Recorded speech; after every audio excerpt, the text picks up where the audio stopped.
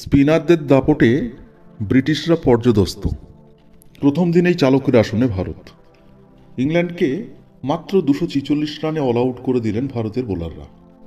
3টে করে উইকেট নিয়েছেন রবিচন্দ্রন অশ্বিন ও রবীন্দ্র জাদেজা, আর 2টি করে উইকেট নিয়েছেন জসপ্রীত বুমরা এবং অক্ষর প্যাটেল।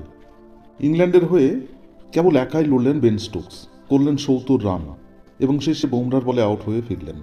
এদিন 3টে করে উইকেট নিয়ে ইংল্যান্ডের বিরুদ্ধে প্রথম টেস্টে নতুন নজির গড়লেন রবিচন্দ্রন অশ্বিন এবং রবীন্দ্র জাদেজার জুটি, আর তার সঙ্গে ভেঙে গেল হরভজন সিং এবং অনিল কুম্বলের জুটির রেকর্ড।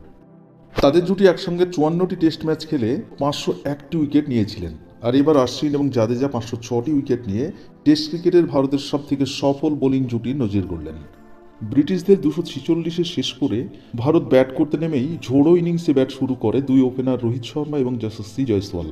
রোহিত শর্মা 24 রান করে জ্যাকলেসের বলে আউট হয়ে সাজঘরে ফেরেন। এরপর শুভমন গিল নেমে 14 রান করে এবং যশস্বী জয়সওয়াল দুর্দান্ত এক ইনিংস খেলে 76 রান করে অপরাজিত রয়েছেন। আজকের ইন্ডিয়ার স্কোর 1 উইকেটে 119। অপরদিকে ভারত এ এবং ইংল্যান্ড লায়ন্সের মধ্যে 4 দিনের দ্বিতীয় আনুষ্ঠানিক টেস্ট ম্যাচের প্রথম ইনিংসে দুর্দান্ত ব্যাটিং করলেন সরফরাজ খান।